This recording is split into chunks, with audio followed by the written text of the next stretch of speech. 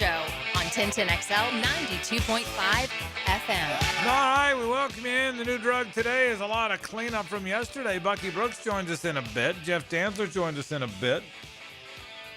Lane Kiffin went on McAfee to say nothing's happening in his world. Did you see that? Well, he said that no ultimatum has been issued. But it seemed like it was that thing was such a setup. Yeah, he called McAfee and said, listen, I'll come on your show, and here's what you should ask me, and here's what I'm going to say. Yeah. For McAfee being this hard-hitting, outgoing, everything guy, I think McAfee asked him what he wanted to be asked. Yeah, they never got to any of the family touring, Gainesville, Baton Rouge, any of that stuff. A couple of things. Kiffin went out of his way to volunteer that Keith Carter, the Ole Miss AD, joined him for 6 a.m. yoga. So obviously, wanting to get it out there that they're still on very good terms. And then, saying that he hasn't been issued an ultimatum. I think the agenda behind it was Lane Kiffin doesn't want to burn the bridge at Ole Miss when he leaves. I mean, he wants to be able to come back there 20 years from now when he's 70 and be recognized for his contributions. And, it's gotten a little bit – I'm a little surprised at the backlash that he has faced from Ole Miss fans over this. And what I would equate it to is – if there were rumors of Todd Golden like choosing between the Duke and Kansas job, I would understand that as a Florida fan. I wouldn't like it, but I would understand it. And I certainly would understand if he was going to like the Lakers or something. You just sort of have to kind of understand your program. But nonetheless, I think Lane Kiffin knows he's leaving, but is trying to do his best to not burn the bridge as he leaves, because he has done some really good stuff at Ole Miss. And, I do think that's important to coaches is, look at Urban Meyer with the job that he has tried to do, getting back in the good graces of Florida fans. I think that means something. I mean, Urban Meyer wants to be able to go to Gainesville and get a hero's welcome, even though, it ended badly. He admitted they sort of checked out his last year there. At least he did. You might think of Urban as the Ohio State coach, and that's his legacy, but it's clear that he wants to be a hero at multiple spots. I think it's the same thing here with Kiffin.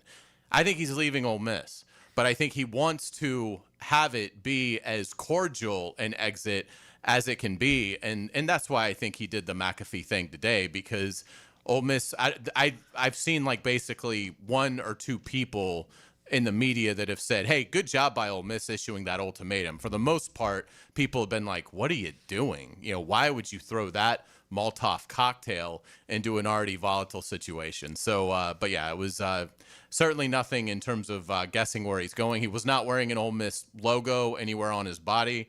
And he, anytime he's in front of a camera and doesn't say, I'm signing the extension today, that's a win. It's a win for Florida, and I guess it's a win for LSU if you consider them in this. A lot of thoughts. Number one, I do understand why Ole Miss fan is upset. You said if Todd Golden left, well, you got 3 rings. They haven't had one in 100 years. They finally have something. They don't have anything in basketball. They do have a baseball title. So I understand why they'd feel differently. I think Ole Miss fan is fed up with this. And it's not Kiffin's fault, by the way. It's not Kiffin's fault that he's being pursued. He hasn't gone out there and asked anybody, to your point, he hasn't gone out there and said, please pursue me. He hasn't gone out there and said, make me the big story. None of that's his fault. It's happened because he's really good in their team. To his point, it's happened because it's his team and they've been really good. But if I'm an Ole Miss fan, I'm ticked off at what he said about the Citadel game yesterday. As a Florida fan, I love it because it tells me what he's doing, which is leaving. But if I'm an Ole Miss fan, I'm totally so I understand why Ole Miss fan would say, listen, at this point, we want you to stay, but you're going to leave. So I get that part. But back to the point about him today, nothing today that I heard made me think he's not leaving. I'll go back to what I said yesterday. The look on his face when that guy asked him, hey, isn't Ole Miss kind of becoming like a blue blood now? The look on his face before he ever said, were you here last week, told me what he's going to. So nothing changed my mind about him. So, but I do think you're right about nobody wants to be hated. You don't want to be leaving, be hated. And I also don't think he wants to mess up the chance to. I think they might win the national championship. No, I don't think they're the best team. But they are 10-1. They certainly have a right to claim they're as good as anybody. Their record's as good as just about anybody. So we'll see. But the McAfee thing I thought was Lane saying, "I'll come on if you ask me this, and this," and I think that's what happened. I don't think we're any closer to knowing what's really funny about these things, and what makes them, of all the things you predict games based on who's won previous games and how teams have done. You predict who will play well. We're now trying to predict what a guy's thinking. You know what I mean? It's the hardest prediction of all. You're trying to predict what he's thinking. Now, we all say, well, I think he wants this, and I think well, the reality is the only one that really knows that is him. I mean, even people closest to him, the only one that really knows that is him. So, but anyway, we'll see what happens. I'll stand by what I said. My predictions never changed. I think he's going to Florida. I think it's going to be announced after the regular season. That's what I think. But I will tell you, I heard that I can tell you for a fact, Mark Schlabach, the ESPN, who's very credible, Mark Schlabach was headed to the RSM Classic in Sea Island and made an about face because he was told to get to Oxford because something's coming down. Now, I can tell you that. Okay, Schlabach's pretty credible, and I can tell you that happened. I can tell you that happened. So I don't know where Schlabach's going to report next from.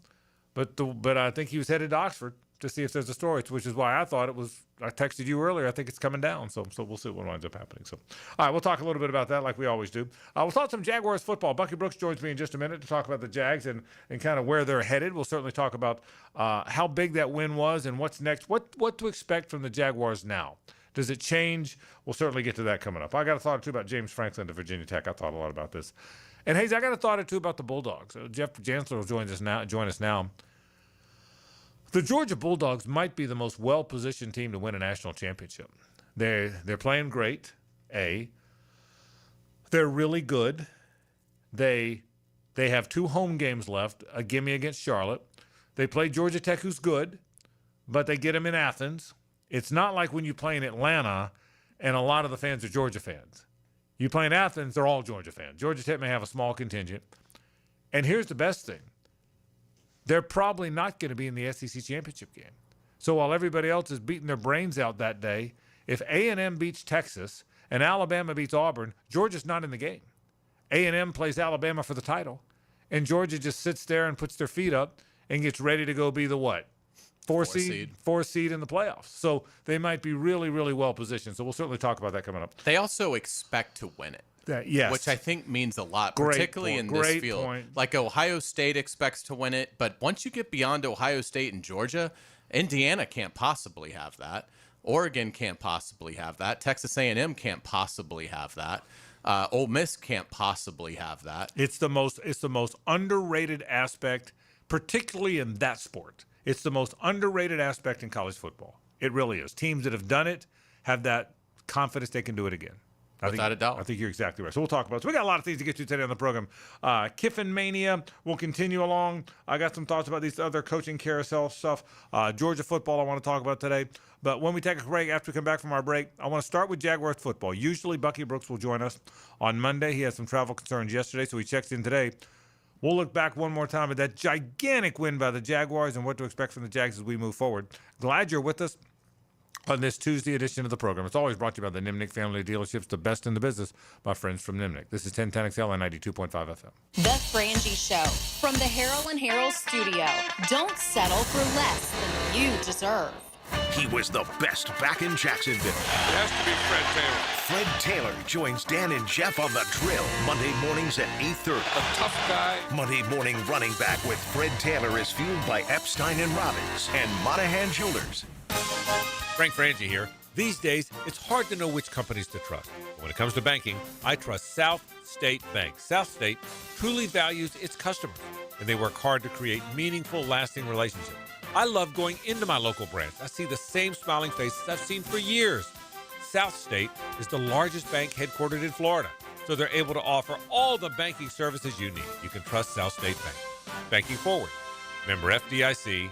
Equal housing lender. Fish know where to hide. Captain Kevin knows how to find them. That's a big one. Listen for the Ring Power Fishing Forecast Show, brought to you by Awaken 180 Weight Loss and Royal Pest Services. Thursday nights at 6 on 1010XL AM. Frank Frangie here from my friend and insurance agent Craig Dewhurst. Craig has been helping families on the First Coast with their insurance needs for 25 years as your good neighbor and local State Farm agent. Now's a great time to review your insurance policies, whether you need auto, homeowners, or renter's insurance, or insurance for your golf cart, boat, or jet skis. Craig handles all of my family's insurance needs, and even better, he gives back to the community. Call Craig today at 904-940-9740. That's 904-940-9740. Your pipes are leaking, don't get nervous. Fa la la la la la la la la. Call Roll and Reach for same-day service. Fa la la la la la la la la. He guarantees your satisfaction. Fa la la la la la la la. Call Roland and he'll spring into action. Fa la la la la la la la la. This holiday season, if you have a leak and can't wait a week, dial 904-260-7059. And from the Roll and Reach family to yours, have a Merry Christmas and a Happy New Year. Running a small business is tough, so the Florida Small Business Development Center at UNF provides a free business checkup, a personalized analysis that helps you boost profits, your online presence, and increase your company's value. No cost, no strings attached. It's guidance from experts who understand what it takes to succeed in business. Whether you're just starting out or ready to expand, it's time to act. Complete a request for consulting at unf.edu/SBDC. Hey, poker players! Best Bet Jacksonville, Orange Park, and St. Augustine are bringing you a month full of big winnings. From holiday high hams at Best Bet Jacksonville to $500 every 30 minutes up for grabs on the fast action table games. November is filled with fast, fun poker action and over $825,000 in giveaways. Best Bet has all the action this month. See all the details at bestbetjacks.com. That's bestbetjacks.com. Pizza to Tea here, and Twin Peaks is the best in the game. Here, your favorite drafts are poured at a frosty 29 degrees, and rare barrel-aged whiskeys are served just the way you want them. It's bigger game days and bolder fight nights. I mean, where else can you find a scratch kitchen that always comes through in the clutch? From lunch to late night, only at Twin Peaks, the #1 sports bar. Stick around after the sunset, and Twin Peaks is open really late. Wind down with bourbon and late-night bites. Come on, somebody. I'm Frank Frangie, and I've been telling you how proud I am of my daughter Amber, who's lost so much weight on Awaken 180. But it's been a while now, so I wonder if it's something she can maintain. So I sort of asked her, how's it going? So far, so good, Dad. But you're right, it has been a while. But that's the beauty of the Awaken 180 plan. There's so much variety in the food choices. You don't get bored. You look great. Do you feel better? I feel so much better. And I know it's because of the weight loss and how it's changed my lifestyle. So there's no chance I won't sustain it. Well, what about over the holidays? Look, you grew up in our home. And you know we love the holidays. Oh, I still plan on enjoying the holidays. I just plan on doing it by eating right. And I've already had the conversation with my coach. She understands the challenges of the holidays, and she's guided so many folks just like me through this. We've already made a plan. So take my kid's word for it. Awaken 180 works. It's sustainable, even over the holidays.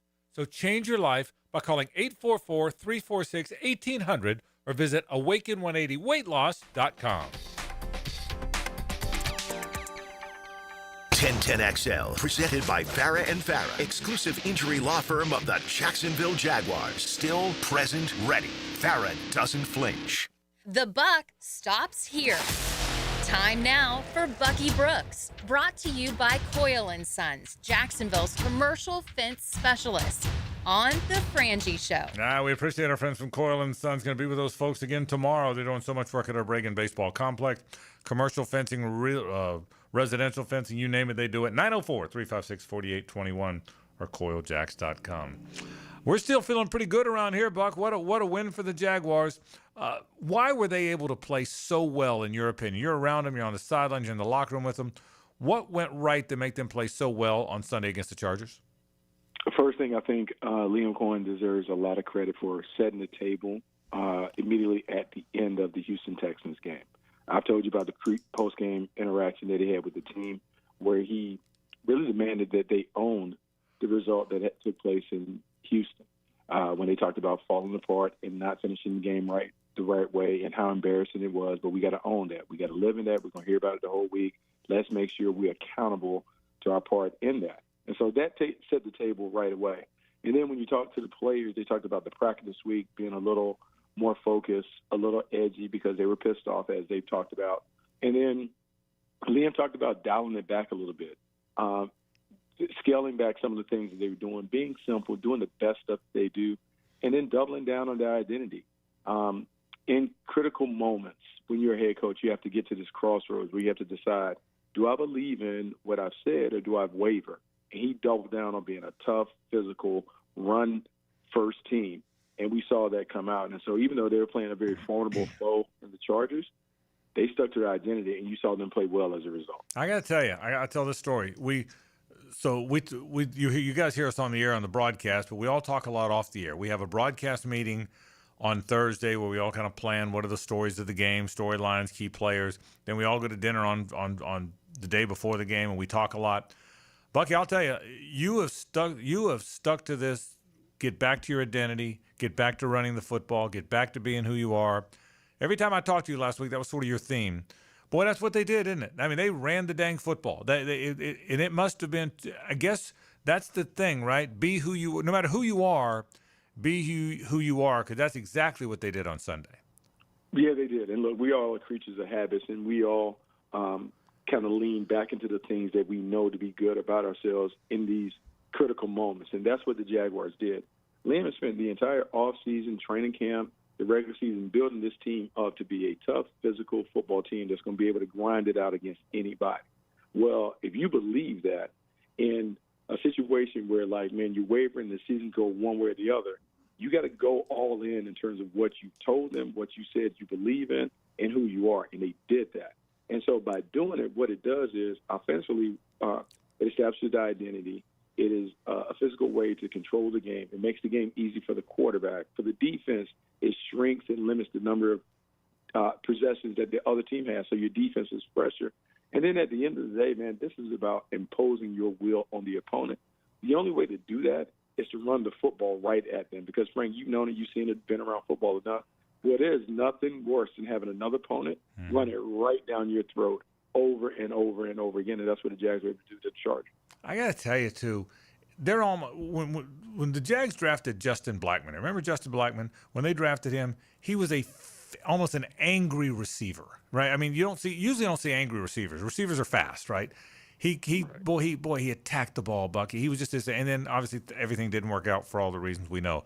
Well, it almost seems like the Jaguars, when this season started, it was Brian Thomas Jr. and De'Ami Brown and even Travis Hunter, three gazelles who were just going to outrun everybody.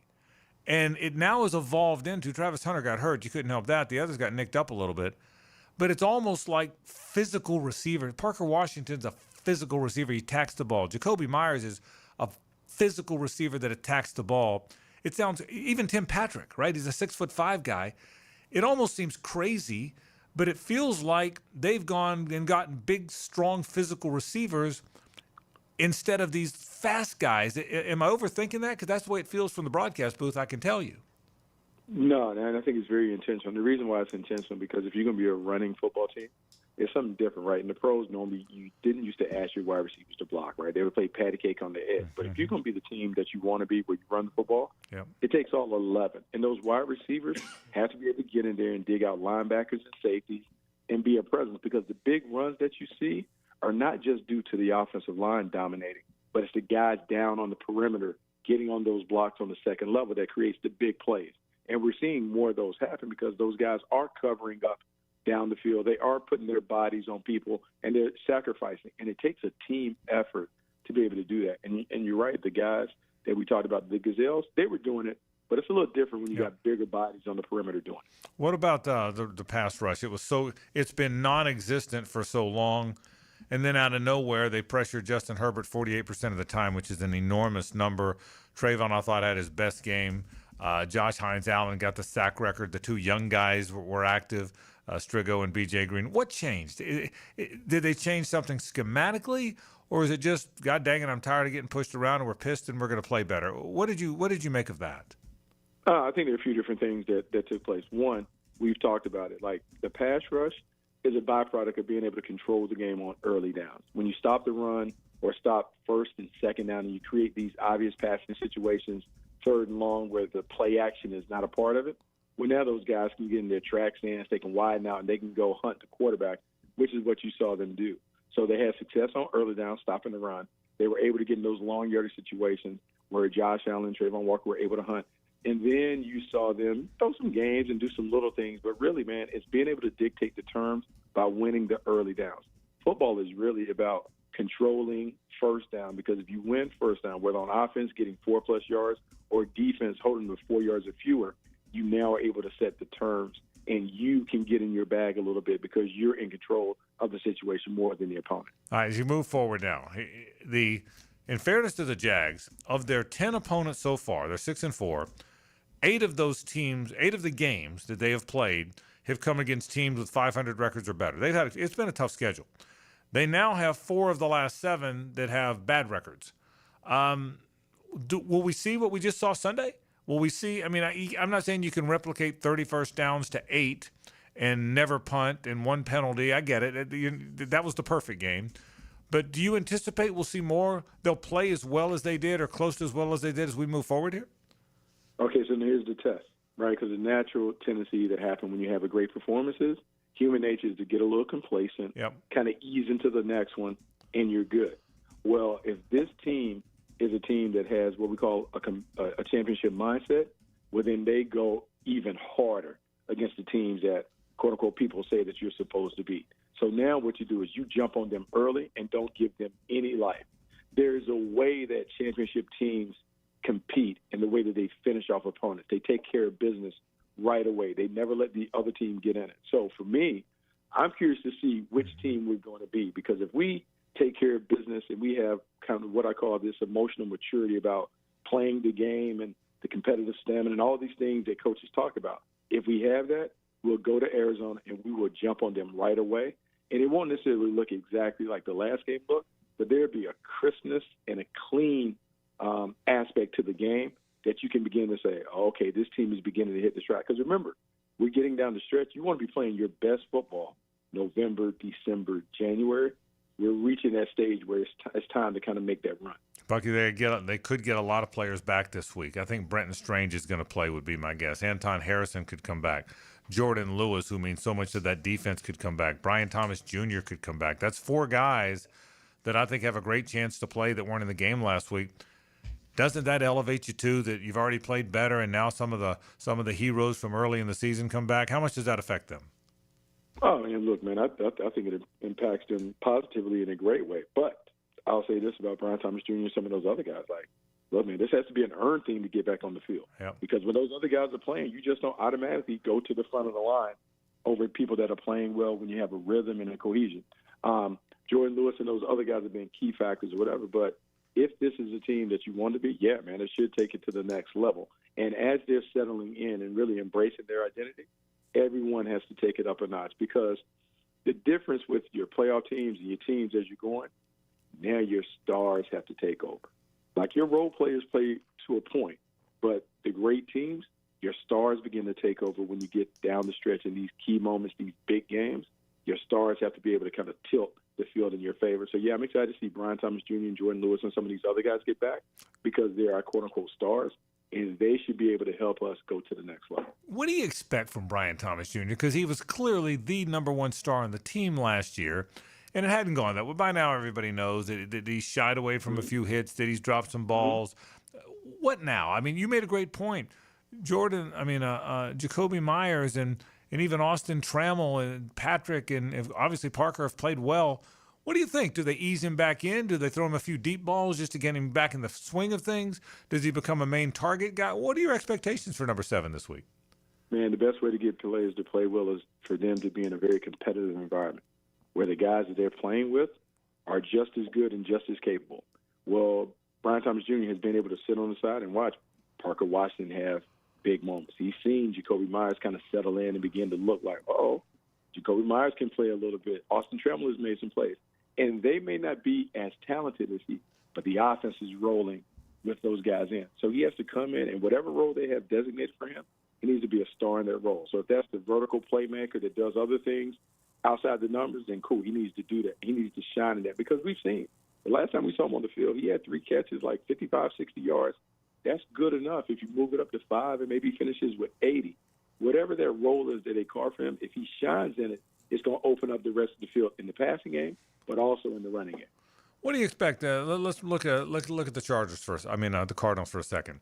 I feel like they're better than their record, but guys, they've lost 7 out of 8. They've lost their quarterback. Maybe they're not. Maybe they're just not very good. Again, you see all these teams.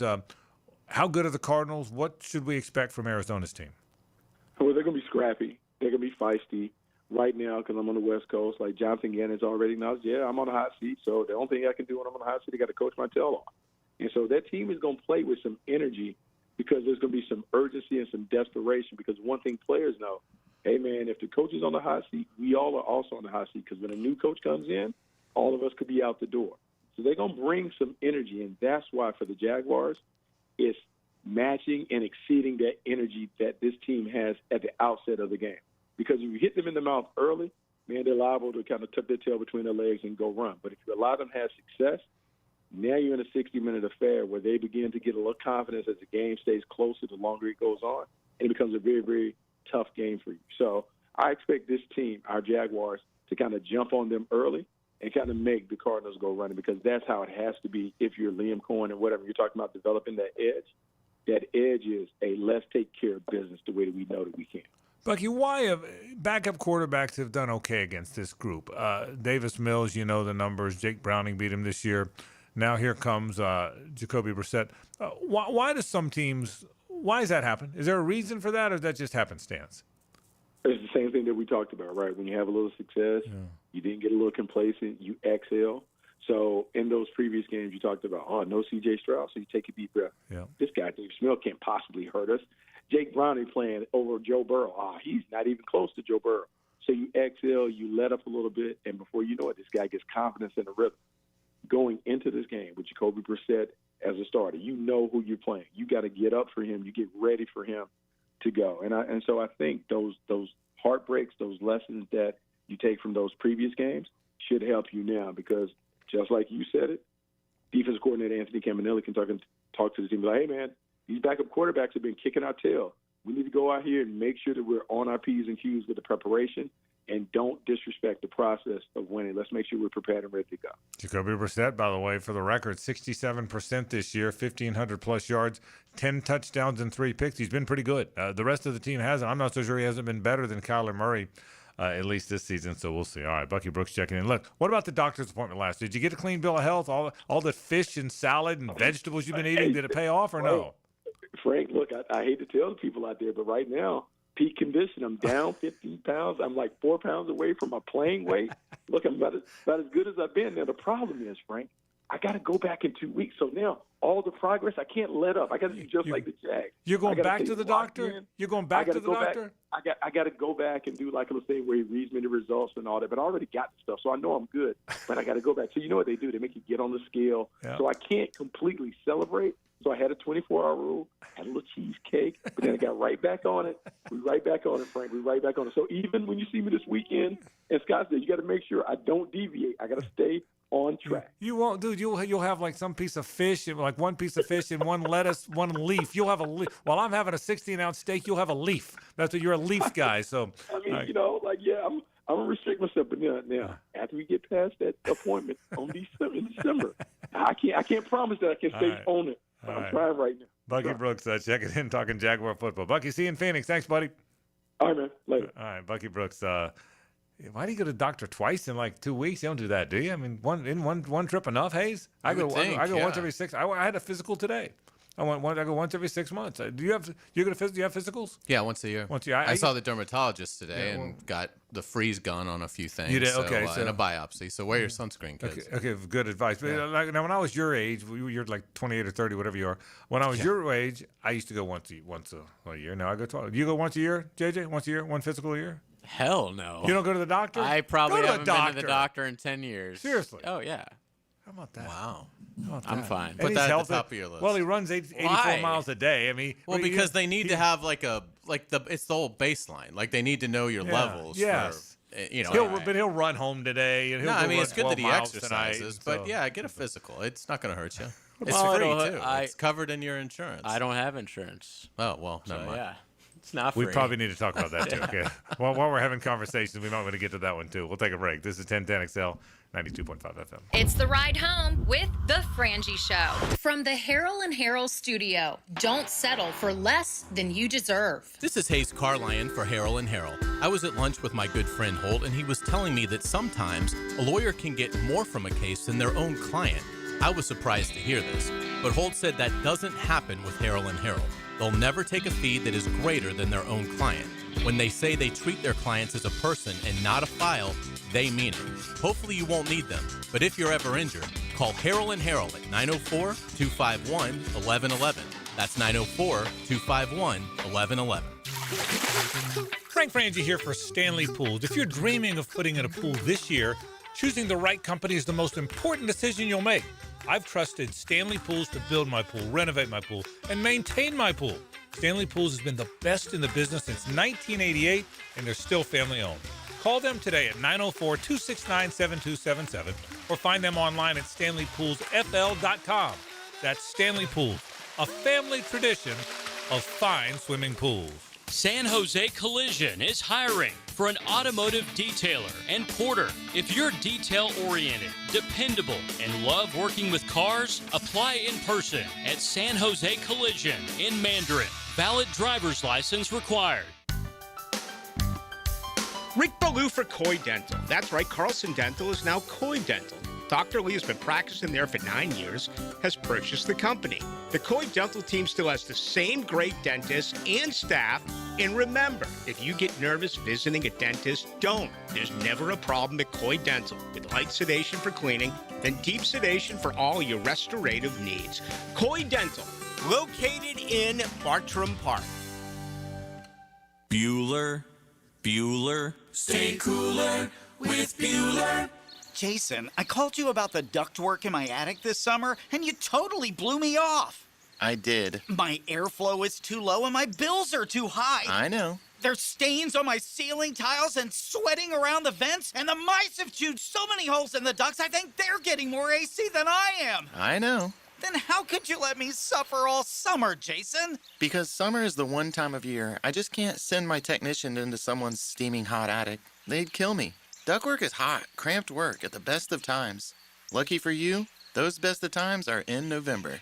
You mean like now? Bueller Air and Plumbing can repair your old, damaged, or just plain sketchy ductwork right now when it's not too hot and not too cold. And none of your technicians will kill you. It's a win-win. Stay cooler with Bueller. Visit BuellerAir.com. Electrical problems? Call American Electrical Contracting. 737-7770. Small jobs or large, they do them all. Work with a locally owned and operated company that will wire it right at a fair price. It's not just a slogan, it's the way they do business. Hey, it's Rick Ballou. I just upgraded my home with fantastic floors, and the experience was incredible. Rusty and the team brought the showroom to me with their at-home consultation. The whole process was simple, the installation was top-notch, and the results, absolutely fantastic. Take it from me. Don't wait. Visit fanfloors.com and schedule your at-home consultation today. Fantastic Floors, where every step is fantastic. Hey, Jags fans, Tommy Mack here. Crown Royal is the official whiskey of the Jacksonville Jaguars. This season, it's not game day without the generous spirit of Crown Royal. Whether you're at the tailgate, in the stands, or watching from home, Crown Royal is the reason and the reward for coming together. Grab a glass with Crown Royal Rig at a stadium near you, because we'll be sharing the generous spirit with fans across the country. Crown Royal, fueling game day with generous spirit. Visit crownroyal.com/Royal Rig on the Crown Royal Rig Tour. Please drink responsibly. 1010XL, presented by Farah and Farah, exclusive injury law firm of the Jacksonville Jaguars. When it's game time, Farah doesn't flinch. It's a Nimnick Tuesday on The Frangie Show. Nimnick, your friends in the car business since 1941. Man, I appreciate my friends at Nimnick. Nimnick Chevrolet right now, you can save up to 20% off a new Silverado or get financing rates as low as 0% on models, including Silverado, Equinox, Trailblazer, and that red tag sales event is ongoing. And man, that's as good a sale as there is in town every year. Head to Nimnick. Nimnick Chevrolet is on Cassett. Nimnick Buick GMC is on Phillips Highway. The best in the business, my friends at Nimnick. Frangie and Carline with you. JJ LaSelva is here as well. What are your expectations for the Jags now? Have they found something? Because that performance was so good. I don't expect it to be that perfect, as I said to Bucky a minute ago, every game, Hayes. But they clearly found something. Now, what are your expectations as they move forward? Yeah, I think it'll be really interesting to see how they manage the immense success that they had Sunday in a very meaningful game against the Chargers. So, it's almost the 180 challenge of last week. Now Liam Cohen has to guard against complacency and overconfidence. And I will say this for Arizona. I think they're the best bad team in the NFL, if that makes sense. Like Arizona does some things that would suggest that they're better than being a 3-7 team. They're excellent on third down offensively. They're not atrocious really in any area defensively. They don't do anything particularly well, but they're not as bad as some of these other defenses for teams that are really struggling this year. So I think it's a challenge. I would say it's I think the Jaguars have done a good job of finding their identity. Getting Brendan Strange back will really help if he's able to be active on Sunday in Arizona. So, yeah, I think it's play physical football, and they certainly were able to do that against the Chargers. And, looking at the rest of their matchups, I don't think they're going to play maybe Denver. The Colts don't necessarily strike me as incredibly physical. Maybe my opinion will change on that as the season goes along. But I think the Jaguars, the schedule now sets up where they could be the biggest bully in the fight, in the vast majority of these games. So, yeah, I would say run the ball, protect Trevor Lawrence, and, yeah, hope that what you saw from that defensive front against the Chargers can hold up at least at a reasonable level. Again, the Chargers might have the worst offensive line in football now with the 2 star tackles out. But yeah, if the front's probably the one that's the biggest variable for me, because I think they took advantage of a Chargers line that's decrepit. I'd like to see them have that kind of an outing against a offensive line that I feel like is a NFL standard offensive line. Doesn't have to be a great NFL offensive line, but at least one that is sort of in the mediocre range. So I think it's to be determined from the Jaguars' defensive front. I think the first point you made is a fair one. I think the Cardinals are better than their record, and I really believe that. You can't say that about every team. In fairness, we talk about schedule a lot and the difficulties of the Jaguars' schedule in their first 10. Well, the Cardinals now, in their first 10 games, they've played the 49ers twice. They've played Seattle twice. They've played at Indianapolis. They've played at Dallas. And that's all after having 2 easy games to start. They started the season at New Orleans and home against Carolina. And then here's their schedule. The last 8 games: at San Francisco, Seattle, Tennessee, at Indianapolis, Green Bay, at Dallas, at Seattle, San Francisco. That's a tough schedule now. That is a brutal schedule. And it looks like the defense kind of ran out of gas the last 2 games. The last 2 games, Seattle scored 44 on them, and San Francisco got 41 on them. And 41, that was in Glendale. That was in Arizona. So I think maybe the defense ran out of gas a little bit. But they've played in fairness to the Cardinals, though, they've played a brutal schedule. They have. And again, Jacoby Brissett is making them a better team, which, is funny since they've lost their, Kyler Murray's on IR. But, Brissett is the one thing that'll be interesting with this game is now there's enough film. We talked about this yesterday with the Jets matchup. If Tyrod Taylor does go the distance now with Fields going to the bench, it's always tough. We've seen it. It's always tough when the backup comes in the game because you weren't preparing for the backup all week. So now you're kind of scrambling. It's also tough when you're playing the backup and it's like the first start for the backup because you just don't really know. You can guess and you have to try and guess, but it's hard to really know what they're going to do. With Jacoby Brissett, he's been playing now for 3 weeks. So Anthony Campanile and his staff will be able to communicate to the players, okay, this is what he's doing well. These are things that we think we can take advantage of. Look, we saw how Brock Bowers dominated the Jaguar defense and the win that the Jaguars got in Vegas. Well, they're getting ready to see the guy that is absolutely on Bowers' level in Trey McBride. He's already got 71 catches. I mean, it just astronomical season for a tight end that McBride's on pace to have. So that's where it's got to start there. I mean, you got to start with taking away McBride as best you can. But I do think it helps that the stuff that Arizona wants to get to with Brissett, they've shown that. So there shouldn't be any surprises here, which I do think has been a problem for the Jaguars when they see the backup. It'll be interesting to see what happens. Backup quarterback again, and a very good one in Jacoby Brissett. We'll take a break. We got headlines. Stay with us. The Frangie Show from the Harold and Harold studio. Don't settle for less than you deserve. The Jaguars prowl in the Valley of the Sun. One team flies, the other bites.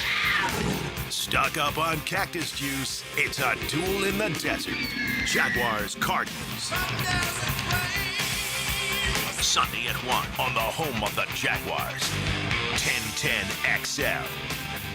Frank Frangie here. The holidays are right around the corner, and Nimnick Buick GMC is kicking off the season with prices that are better than ever. Are you looking for a dealership that actually makes car buying easy? Well, at Nimnick, you'll find unbeatable holiday savings, a huge selection of Buicks and GMCs, plus flexible financing that fits your budget. Plus, the biggest sale of the year is coming, Nimnick's bigger than ever Black Friday event. Start your shopping early at NimnickBuickGMC.com or visit the showroom off Phillips Highway today. GMC, we are professional grade. If you missed it, get it on demand. And you send those out on the line. Online. Find your 1010XL favorites where you find podcasts and at 1010XL.com. Channel 5. Duck Duck Rooter Plumbing, Septic and Air Conditioning. Frank Frangie here for South State Bank. At South State, they believe strong relationships build strong businesses. That's why they take the time to understand your goals, challenges, and vision so they can provide solutions tailored to your needs, like they've done for me for years. South State has always been there for our business and our charity. With a team you can trust and a commitment to personalized service, South State Bank is here to be more than your bank. They're your partner in business. Visit southstatebank.com. South State Bank, member FDIC. Hey, Jacksonville, I'm sure by now you've seen our bright green GFL trucks and containers throughout the greater Jacksonville area. We are an industry leader in solid waste and would love the opportunity to earn your business. We are committed to customer service, reliability, and have unwavering focus on safety. Whether commercial or construction, let us haul your waste away. Call 904-760-5880 to get a quote today. GFL, green for life. Hey, Hicken here for Zero Res. It's Thanksgiving time, man. But listen, don't deal with the toughest gravy, cranberry sauce, or pumpkin pie disasters. Let the cleaning freaks do it. Get back to clean. 3 rooms of carpet clean starting at $149. A 4th room free with a canned food donation. Ideally, a full bag of cans, not just 1 or 2. Also, take $75 off your air duct cleaning. Call my friend Zero Res right now, 28757, or go online at ZeroResJacksonville.com and say you want the 1010 special. Zero Res, spelled backwards or forwards. It spells the same. Hey Jacksonville, Lauren Brooks here for Big Chief Tire. If you need new tires, Big Chief has affordable options to fit every budget and every vehicle. Their team of experts will help you find the right tires and make sure they're installed quickly so you can get back on the road. But don't wait. Visit WeKeepJacksRollin.com or call 904-932-0950 to schedule your appointment and explore their great tire deals. Big Chief Tire keeps Jacks rolling. I'm Frank Frangie, and I've been telling you how proud I am of my daughter Amber, who's lost so much weight on Awaken 180. But it's been a while now, so I wonder if it's something she can maintain. So I sort of asked her, how's it going? So far, so good, Dad. But you're right, it has been a while. But that's the beauty of the Awaken 180 plan. There's so much variety in the food choices. You don't get bored. You look great. Do you feel better? I feel so much better. And I know it's because of the weight loss and how it's changed my lifestyle. So there's no chance I won't sustain it. Well, what about over the holidays? Look, you grew up in our home, and you know we love the holidays. Oh, I still plan on enjoying the holidays. I just plan on doing it by eating right. And I've already had the conversation with my coach. She understands the challenges of the holidays, and she's guided so many folks just like me through this. We've already made a plan. So take my kid's word for it. Awaken 180 works. It's sustainable, even over the holidays. So change your life by calling 844-346-1800 or visit awaken180weightloss.com. The Golf Club of Southampton has big plans for 2026, renewing the greens plus plenty more. But right now's the time to take advantage of member opportunities before the big renovation. Now until the end of December, you can join and save $1,500 off their initiation fee, plus $500 back in a gift card with a 12-month commitment. All the details are at golfsouthampton.com. Playability for every skill level and a huge practice area to hone your game. Lock in now and enjoy membership privileges at the Golf Club of Southampton. 1010XL, presented by Farah and Farah, exclusive injury law firm of the Jacksonville Jaguars. Focused, fueled, fearless, Farah. Ladies and gentlemen, may I have your attention, please? Gather round. It's Hayes' Headlines, presented by Harrell and Harrell. Don't settle for less than you deserve. Hear all about it. Here's Hayes Carline. Welcome back to the Frangie Show. Frank Frangie is here, as is JJ LaSelva. I am Hayes Carline. Thank you to our friends at Harrell and Harrell. Give them a call at 251-1111. They will take great care of you. Frank, let's start with that Jaguars-Cardinals game. If you could have one player come back that missed last week's game for the Jaguars, who would you want in this matchup against the Cardinals? Tony Baselli. Oh, that's good. Leon Cersei. That'll work. How about Fred Taylor? I love Fred. I think probably Fred goes 90. I think probably Jordan Lewis, because I think there's a leadership thing there, Hayes. I think he's a really good player, and they've lost so many defensive backs to between corners and safeties. They played very well defensively, but I think he changes them. Look, there's a lot of good players. You'd love Anton back. Brenton Strange certainly would probably be my second pick. But if I had one, I'd say Jordan Lewis. Sounds good. Let's get it to around the NFL. Texans quarterback C.J. Stroud returned to practice today as he recovers from a concussion, but is not expected to play in Thursday's game against Buffalo. Well, he's been out for a while, hasn't he? I mean, he really. This will be his third game. I give Davis Mills credit. He's gone back-to-back wins. A dramatic comeback against the Jags, and then they found a way in an ugly game to beat the Titans. So next man up has worked for them. But I'm surprised Stroud's been out maybe longer than I would have expected, Hayes. I'll say that. Do you like the Bills Thursday night? I do. I think the Bills are going to win. I think the Bills are good. I know the Bills skidded along there, which is weird, and they brought back Gabe Davis, which was weirder. But I still think the Bills have a good team. Yeah, Keon Coleman kind of in the doghouse in really Buffalo. Weird. Really weird. Yeah. Absolutely. So, but I think the Bills. I still think the Bills have a good team. Mike Tomlin says 41-year-old quarterback Aaron Rodgers won't need surgery after suffering a fracture in his non-throwing wrist. Tomlin did not rule Rodgers out of Sunday's pivotal game against the Bears, but the future Hall of Fame quarterback will not practice today or Wednesday. And the little bit I've seen them this year, boy, he looks ordinary to me. Hey, this isn't Aaron Rodgers. He can't move anymore. No. The release is still really good. Yeah. But his lateral that was so elite that's for so what long. made him better. Yes. That's gone. And he doesn't have that JJ anymore. And you know what? The release is still good, but I don't think the arm strength is what it was. I mean, he had a cannon, man. He had the arm of all arms. So I think he's just okay. But you never see anybody get hurt. Let's get to college football. Ole Miss head coach Lane Kiffin went on the Pat McAfee show earlier today and disputed a report that Ole Miss has given him an ultimatum to decide his future. It doesn't make a lot of sense for Ole Miss to do that anyway. What were your thoughts on the report that Stuart Mandel of The Athletic had of Ole Miss issuing him an ultimatum? Here's what I think, Hayes. I don't think it was an ultimatum. Either take the job, either say you're staying or leave. I don't. We live in this black and white world sometimes, when the truth is the world really exists in a lot of gray. My guess is Ole Miss has probably said, "Listen, we love you and we'd love you to stay, but this has gone on a long time. Can we get closer to it? Can you work with us a little bit?" Maybe they just gave him like a date. Yeah. We want to know by this date. An ultimatum makes it seem like, or we're gonna fire you. Well, right. And I don't think it's that. No. But I do think they've gone to him and said, "Lane, can we, whether it's a hardcore date or whether it's, can we just talk about this a little? Everybody should be talking about, for the first time in forever, we might win the national championship, and instead all anyone's talking about is, can we keep our coach?" So I think that, Hayes. My guess as to what JJ said, maybe there's a date, or maybe they just said, can we find a way to get some closure here? And somebody turned that into a hardcore ultimatum, which I don't think it was. We're seeing the importance of offset language. We talk about that every so often. James Franklin's Penn State buyout was reduced to $9 million from well over $50 million as he takes the Virginia Tech job. Part of that is credit to James. It was clear from the day he got fired, he was shocked and he wanted to work. He didn't want to sit back and count his money.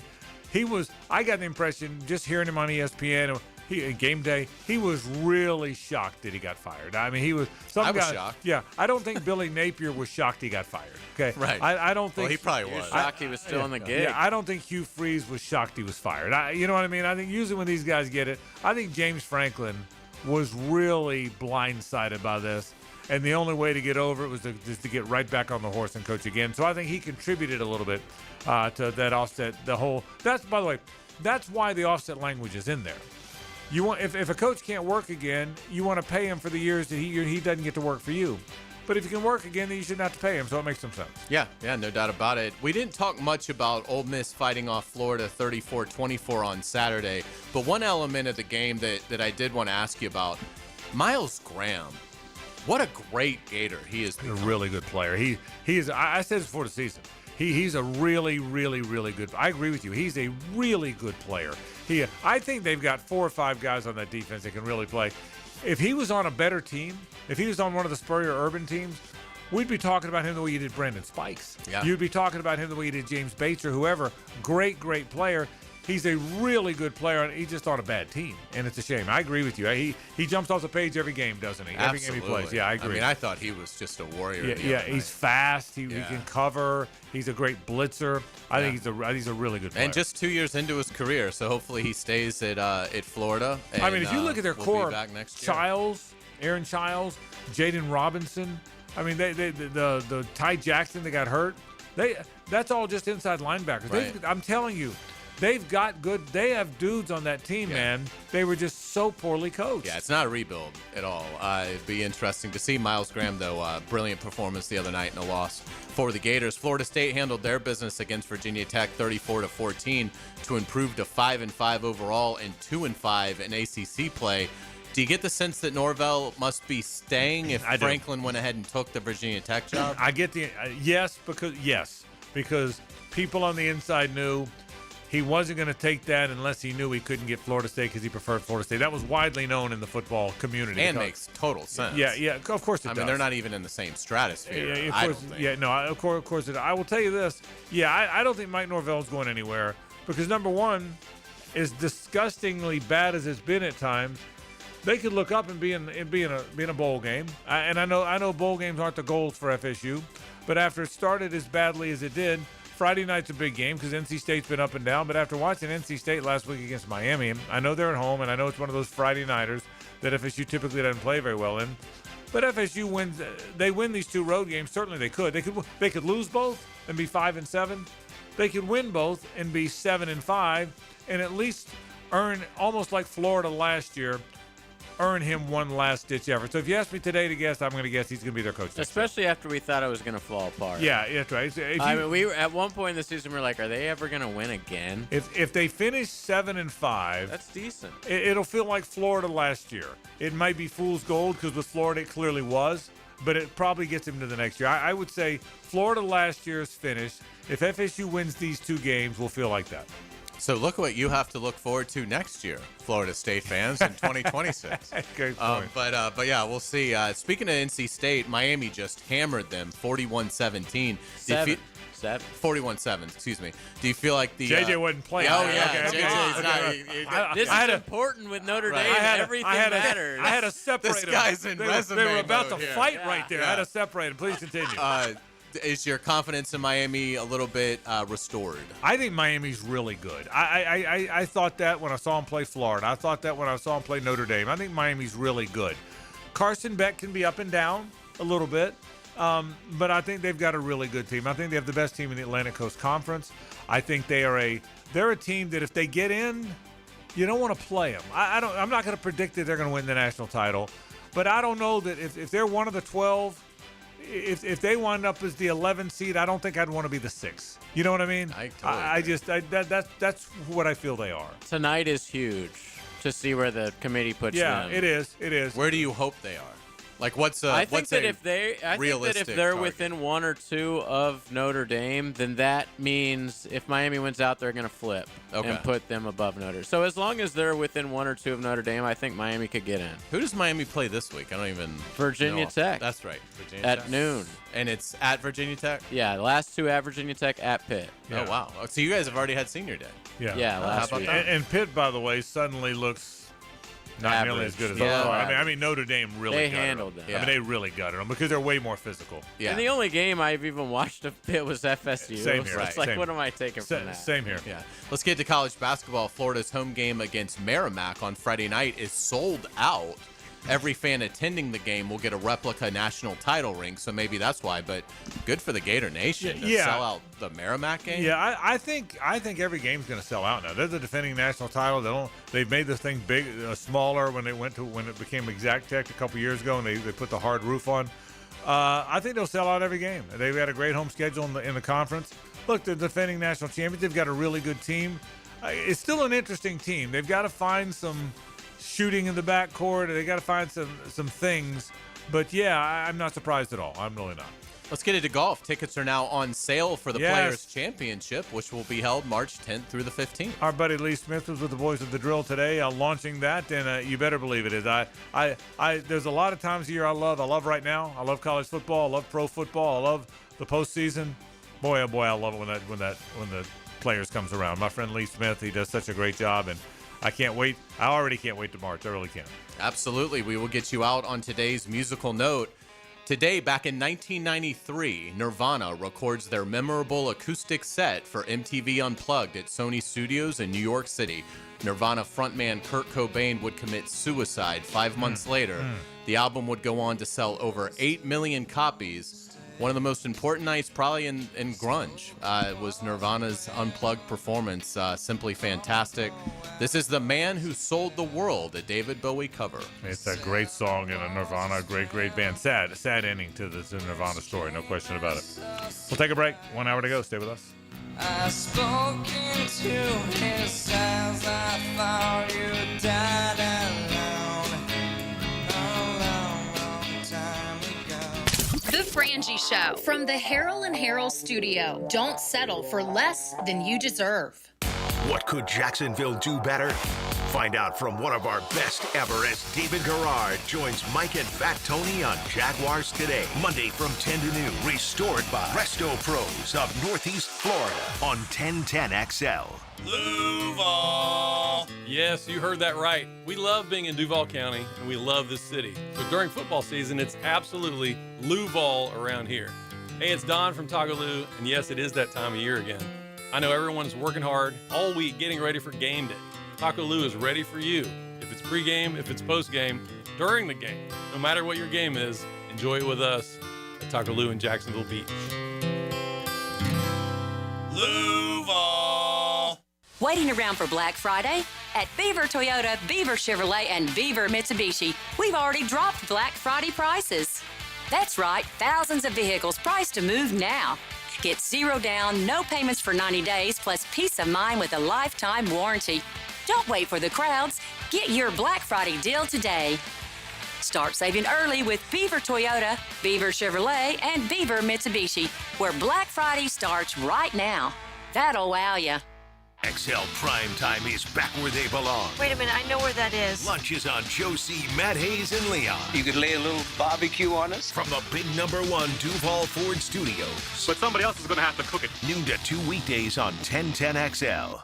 Our slogan, Know Before You Blow, applies to more than just DUI cases. Hi, I'm attorney Lee Lockett of Lockett Law. Battery charges can result in jail time and criminal convictions too, so know before you blow a gasket and hit a loved one or a stranger. Drug crimes like possession of marijuana and cocaine will land you in cuffs too, so know before you blow. In a boating under the influence case, you also have the option to blow or not to blow. So know your options. Know before you blow. Go to knowbeforeyouBlow.com now. Offices Jacksonville. Home of the Jaguars. WJXL AM Jacksonville Beach. WJXL FM Jacksonville Beach. Are you looking for a place to outfit your truck or van? It's Catlin Truck Accessories. For 105 years and 4 generations, Catlin is the name you can count on. This is Keith Catlin, and we know trucks and vans too, from Lear toppers, ladder racks, van shelving, strobe lighting, roll and lock bed covers, and everything in between. If you want quality products and great customer service, there's only one name. It's Catlin. Who can you count on? Count on Catlin. For 105 years, you can count on Catlin. I'm Frank Frangie, and I just got back from the farm at Okefenokee. Man, it's incredible. Just an hour north of Jacksonville and Folkestone. I was so impressed. It's about connecting with nature, with food, with community. And now you can own your very own handcrafted cabin tucked into a 1,000-acre regenerative farm. Everything you need is there. You'll hardly need to go grocery shopping. Learn more about all of it at okefarm.com. That's OKEfarm.com, the farm at Okefenokee. Clean air, cool air, both are extremely important. Trust Florida Home AC to deliver on both with their Remy Halo, the next generation of air quality technology. Call 777-4300 for Florida Home AC and breathe clean and cool air. Jacksonville's building a fence along the goal line. This is the Superior Fence and Rail Defensive Player of the Game. Superior Fence and Rail, where quality matters. Josh Hines Allen was beasting and feasting against Los Angeles over the weekend. The Jacksonville defensive end tallied 4 tackles versus the Chargers and would grab a sack on what was an enormous bounce-back performance. Number 41 was in a league of his own, and he's your Superior Fence and Rail's defensive player of the game. You waited forever for your new fence. Then, strangers show up. Subcontractors rushing the job. Sent by the company you trusted. Frustrating, right? Superior Fence and Rail promises better. Their professionally trained builders deliver quality you can trust. No subcontractors, no shortcuts. Just the superior craftsmanship your home deserves. When you're on the fence, about a fence, SuperiorFenceandRail.com. You've got a circle of friends, right? Well, how about a circle of beer? All your favorites like Bud Light, Bud Heavy, Mick Ultra, or Natty Light. It's all there in the cold case at Circle K. Probably one right around the corner right now calling your name. Slide on in to a Circle K. I'm Max Fink with your 1010XL Southeast Orthopedic Specialist local sports update brought to you by Southern Oak Insurance. The Florida Panthers had a thrilling home win on the ice last night, defeating the Vancouver Canucks 8-5 in an offensive fire fest. The Panthers are currently 10-8-1 and are 5th in the Atlantic Division. The 7-7 Orlando Magic will host Steph Curry and the Golden State Warriors for an NBA showdown, tipping off at 7 o'clock tonight. It's 74 degrees at 5 o'clock time and temp, brought to you by Bueller Air and Plumbing. Stay cooler with Bueller. 1010XL, presented by Farah and Farah, exclusive injury law firm of the Jacksonville Jaguars. Still, present, ready. Farah doesn't flinch. It's a Nimnik Tuesday on The Frangie Show. Nimnik, your friends in the car business since 1941. All right, Frangie, Carline, JJ La Selva with you. Jeff Damler comes up in about 10 minutes or so, and then our NFL Rewind at the bottom of the hour. Are you surprised? It's free fall is too strong. It's not a free fall. They're 5-5. Are you surprised that the Chiefs muddling around the way they are? Yeah, I think it's shocking. I mean, and look, they play the Colts on Sunday. And it's an Arrowhead, but the Colts are coming off a bye, so they'll be fresh and certainly confident with the way they've played. I mean, to think that Kansas City, we could be talking about leaving Week 12 with the Chiefs having a losing record when they've had Mahomes the whole time. Right. It'd be different if Mahomes had missed 6 games. No, that's right. But I think it's absolutely stunning because it's pretty treacherous now for the Chiefs. I mean, at 5-5, they host the Colts. They also have a game at home against Houston, home against the Chargers, and home against Denver. So they do have their toughest games remaining are in Arrowhead, and that will certainly help them. But they're running out of mulligans. I mean, and so that loss Sunday in Mile High, that stung. That was one of the worst losses, and from a playoff standpoint, one of the worst losses that the Chiefs have had to withstand in this dynasty that they've had. So no, they're in trouble. There are 16 teams in the NFL with winning records, and the Chiefs are not one of them. Stunning. I mean, that statement. And they really haven't been all that hurt. I mean, compared to like what the Ravens have gone through. And I mean, even the Jaguars have had more attrition. Look at the Texans. They haven't had their quarterback for a few weeks. Like, You know, you can, I mean, go around the league almost. The Chiefs have been, their left tackle left for a while. Their rookie left tackle that they really like, Simmons, left for a while because of a family emergency. But, I mean, they've pretty much had their guys. And all the one-possession games that they won last year when they were basically flawless, you know, that is flipped. 11 last year. They were 11-0, I think. It's in incredible. One-score games. I think they're 1-5 or 0-5 this year. I mean, look, 0-5. I still, it's sort of like I have the same faith that I have in the Georgia Bulldogs is what I have for the Kansas City Chiefs. Like, I still feel like they'll figure it out and they'll get in the tournament. And even though the road may not go through Arrowhead, I mean, that's pretty much eliminated. I don't even think Mahomes has ever had to go on the road, right? And he did once. Once, yeah, okay. But he went to the Super Bowl that year, and I think they won. It was 2 years ago. That's the thing that I think will be really interesting because it's still going to be hard for me to pick against them. But they've got to get going. I mean, they've got 7 games left. I mean, you're starting to run out of runway in terms of, you know, digging yourself too big of a hole. So that game, you're kind of conflicted is, you know, from the Jaguars' perspective of who do you root for? Do you root for Indianapolis, even though that makes it harder for you to win the division if they beat the Chiefs? You don't root for Indianapolis. You root for the Chiefs. You need Indianapolis to take on a loss. But I hear you. If we'd have been sitting around in August having a beer, maybe a pizza, maybe thin crust, you know, maybe 2 or 3 pieces of pizza, maybe some fried cheese. Remember Bennigan's had the fried cheese? Remember Bennigan's like invented the fried cheese. Bennigan's invented the fried cheese. Yeah. So. We don't ever hear, like, if you're an astronomer and you discover a comet, you get to name the comet. Right. But we don't have that in the culinary world. And it's wrong. Like, we don't have the chef that came up with the fried cheese. Yeah, and they should because like, I don't like that. I remember when Bennigan's They should stick together. When Bennigan's came up with fried cheese, it was all the rage. I mean, if you had the fried cheese. And it should be known as, like, hey, where you want to go? Let's go to Bennigan's. They got fried something. cheese. Yeah. The Joffrey. Whatever, you know, but like Joffrey. Why don't we do that? Like the chefs really dropped the ball on all that. So somebody had to invent it. But if we were sitting around at Bennigan's having fried cheese and a beer in August, and I had told you the 3 best teams in the AFC by a wide margin would be the New England Patriots, the Indianapolis Colts, and the Denver Broncos, you'd have thought I lost my mind. It's shocking because I mean, I probably would have had all of them third in their division. All of them. I mean, nobody saw the Patriots thing coming. Nobody saw any of them coming. I mean, the Broncos. I definitely would have had the Colts third. Yeah, absolutely. I mean, it's amazing, and they're all. I mean, the Patriots are 9-2, the Colts are 8-2, the Broncos are 9-2. I mean, those two, they're 26-6. It's pretty amazing that those teams are 26-6. It is amazing, and that's why I sort of see this is interesting because I kind of hope the Colts beat the Chiefs because I don't. This is why I honestly I really don't think the Jaguars are going to be able to catch the Colts anyway, and I think if you're the Jags and you're the 7 seed, you can go to New England and beat Drake May. You could go to Indy and beat Daniel Jones. You ain't going to Arrowhead. Yeah, well, Not that's in the playoffs. That's the thing. Like, I don't want the Chiefs even in the field. Yeah, like your chances are so much higher. But They're that's just totally like, out of it. And so, you're like, scared Daniel Jones or Patrick Mahomes. Yeah, but I'll tell you. But if the Chiefs beat them, they're 8-3.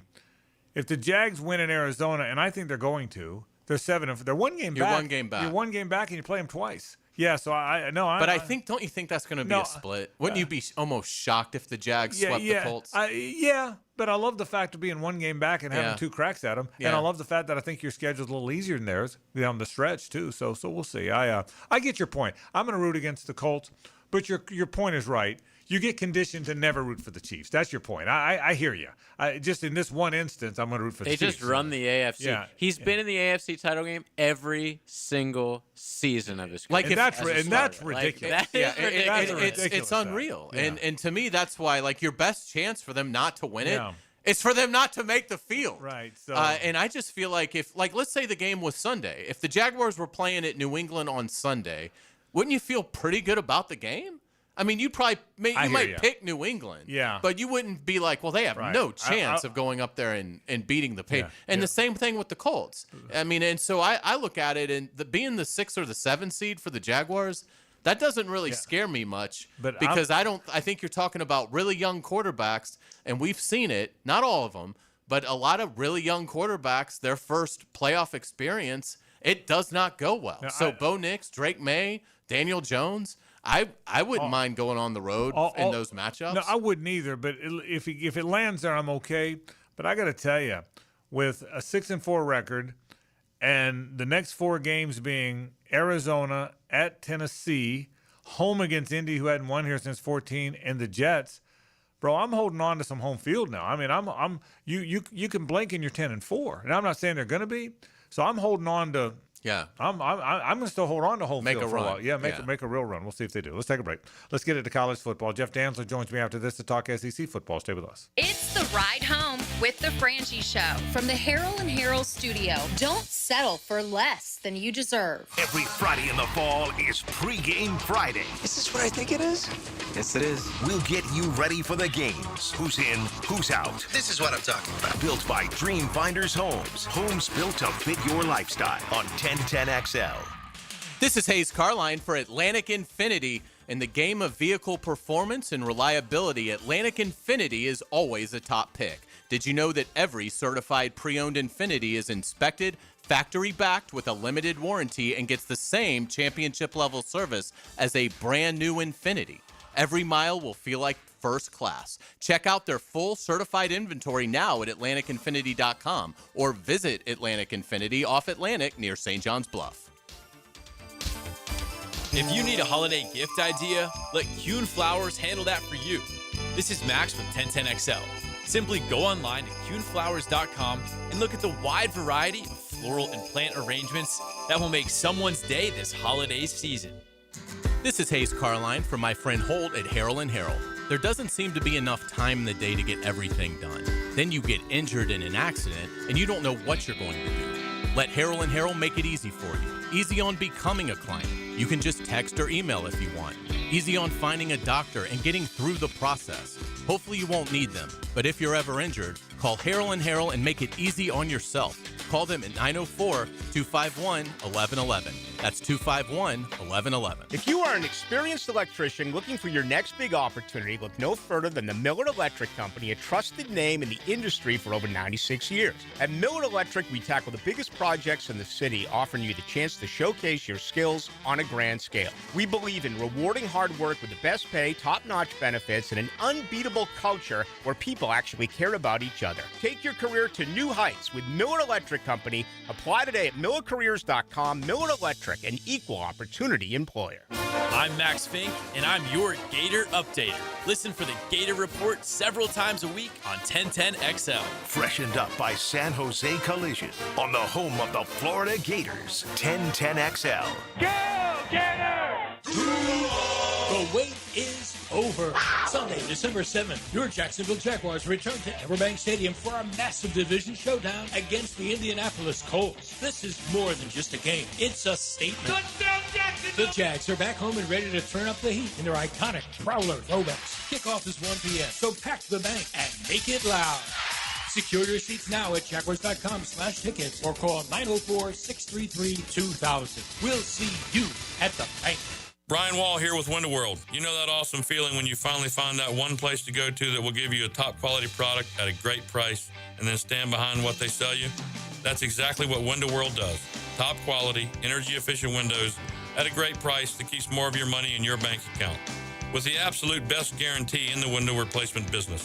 That's why Window World has been the #1 window replacement company in the USA for years, selling more than 1 million windows each year for the past 8 years. That's a lot of satisfied customers, and you can be one too. Save money on installing new energy-efficient windows and save on your energy bills too. You can't lose. And if anything goes wrong with your new Window World windows ever, Window World and I will be there to make it right. Call Window World today or see them online and have them come and give you a free estimate and see why we are so proud of our products and the work we do for our customers. Call Window World or go online at windowworldneflorida.com. And thank you for your business. Window World also offers energy-efficient doors. Hear the Florida Gators all season on 1010XL. Unlocked by Renewal by Anderson Custom Windows and Doors. The law firm of Farah and Farah and Randy Marion Cadillac of Jacksonville. Go Gators! Is your home ready for the holidays? Beat the holiday rush and call Zero Res. 3 rooms of carpet clean starting at just $149 and a 4th room free with a canned food donation. Plus $75 off air ducts as well. Book online anytime at ZeroResJacksonville.com. 1010XL, presented by Farrah and Farrah, exclusive injury law firm of the Jacksonville Jaguars. When it's game time, Farrah doesn't flinch. Time now for the SEC Update with Jeff Dantzler from the Bulldog Radio Network and the Superstations. Presented by Underwood Jewelers. Here's Frank and Jeff. All right, let's talk some SEC football. My buddy Jeff Dantzler does check in from the Georgia Bulldog Radio Network and right up the road here from the Superstations. Jeff, I got to tell you, I've said it off the air, on the air, with you on the air. I think Georgia's the best team. I think Georgia's going to win it. I think Gunnar Stockton doesn't get enough love, although that's starting to change a little bit. And I think they really flexed their muscles last week. Texas, obviously, Jeff, isn't as good as we thought they would be, but they don't get 35-10 put on them very often. Boy, I thought that was a great performance by the Bulldogs. Well, Frank, all I can say is, my friend, it's great to be with you, and I hope you're right. It would be great to win another one, but it really was a great game, and Georgia played so well in the fourth quarter. The big play, Georgia was up 14-10. Texas had the momentum. Georgia goes for a 4th and 1 on its side of the field and got it, went down and scored, and then Kirby called a beautifully executed, brilliant onside kick. It was shades of Bill Cowher against the Cowboys in the 96 Super Bowl, scored again, and at that point, it was all Georgia's game. But again, it's one of those things, as big as that score looks, the 4th down play, the onside kick, Texas dropped a pass on their first drive that would have given them a first down. Maybe they get a TD instead of a field goal. If those 3 plays are different, even in a 25-point game, who knows? Yeah, I just find myself thinking that Georgia's kind of found them. They're always good, but I think they've kind of. Do you feel that way? I mean, they've hit a stride or so. Do you feel that way? It feels like to me, if you watch Georgia play enough, look, they got a lot of great players, right? I mean, everyone knows Georgia's got great players. Georgia's always had great players, but there's players behind players. I just feel like at some point during the year, Georgia finds itself, and I feel like they found themselves. At least to me, that it feels like they found themselves again. I think another factor to go into that, and again, I believe you're right, but I'm thinking about the cohesion that Gunner's got with these receivers out of the portal. Branch and Thomas are both first-year guys, and the offensive line getting healthy. And really, from Georgia's last 2 drives against Florida through the last 2 games, the offense has been great. But you think about it, let's go back to, as Coach Spurrier always called him, Danny Wonderful. Danny was throwing with Anthony and Hilliard and Green for 2, 3, 4 years. So here at Georgia, Stetson had Ladd McConkey and Brock Bowers. Those guys had 2, 3 years of chemistry with them. In the portal now, when you get that receiver, you got to hope, to me, and you probably see it, Frank, in the NFL with free agency, just with the progression through the year, the sync that a quarterback and those new receivers get, you really need to be improving as it goes along, and I believe that's one of the things you're seeing with Georgia. Georgia usually has so many players, it doesn't matter when someone gets hurt. There's great ones behind him. But I think C.J. Allen is a great player. I think he might be as good a defensive player as there is in the country. Now, look, I see the SEC guys more than I do the Big Ten guys, but that's my take.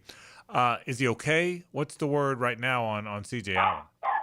Well, we're just got our fingers crossed and hoping that it's going to be good news. The lean seems to kind of be in that direction. But I agree with you. He's one of these guys between the tackles, inside the box.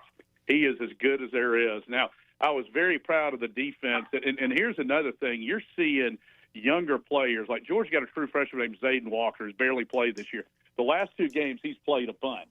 Because now, I mean, Frank, you might have to play 15, 16, 17 games with a 4-game redshirt rule thrown in there. It's a good carrot on the stick for these young guys.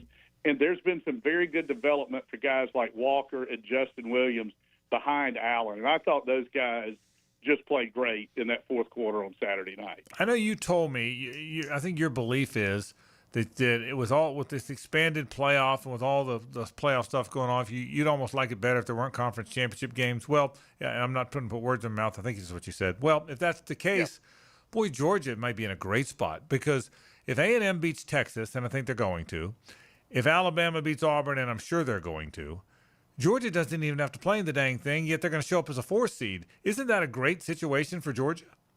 I think it's optimum if Georgia beats Charlotte, then beats Tech, and gets one of those top 4 spots, because then, in theory, if you're played in that national championship game, that'd be game number 15.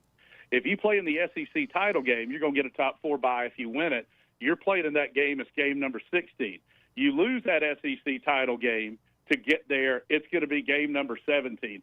It's an inherent advantage to me if the cards happen to fall that way. Now, there's a lot of football to go before we get there, but I think issues like that are where all the powers that be have got to get together and come up with. And listen, this is no excuse for last year, but that Georgia-Texas game took a lot out of both of those football teams. And you're playing another extraordinarily hard game. Now, when it first came out, and there was just the BCS National Championship, or then there was the +1, it was this great vault up into that. But now I've talked with all my friends and said, hey, if we beat Tech for an 8th year in a row to equal the drought, we're going to have a tailgate. We can watch Alabama and Texas A&M beat the hell out of each other and look forward to the playoffs. How surprised were you that Oklahoma went into Tuscaloosa and won? Fairly surprised. On a scale of 1 to 10, I'd probably have to say a 7 or an 8, but Frank, it came down to the turnovers. I mean, 3 of them.